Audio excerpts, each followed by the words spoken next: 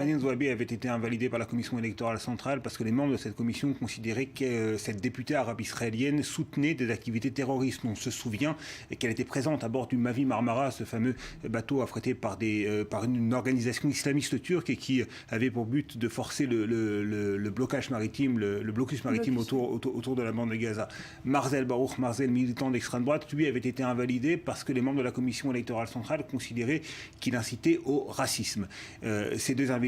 ont donc été annulées par la Cour suprême. Et c'est important parce que ça pose bien évidemment la question des limites que peut s'accorder la démocratie israélienne. Est-ce qu'elle peut se permettre que des députés aussi radicaux que Baruch Marzel et Hanine Zouabi, bien évidemment dans des directions tout à fait contraires et opposées, puissent siéger à la Knesset? C'est une véritable question puisque dans le passé, il y a quelques dizaines d'années, dans les années 80, eh bien, la Cour suprême avait décidé de déclarer hors la loi le parti d'où vient Baruch Marzel, le parti Kach du rabbin d'extrême droite Meir Kahana, qui avait d'ailleurs été assassiné. Il y a un petit côté ironique aussi, Daniel, parce que lorsqu'on entend Baruch Marzel se féliciter de la décision de la Cour suprême qui dit c'est la preuve que je ne suis pas raciste, alors que Baruch Marzel dit en général pique-pendre sur cette même Cour suprême, lorsqu'on entend Hanine Zouabi se féliciter que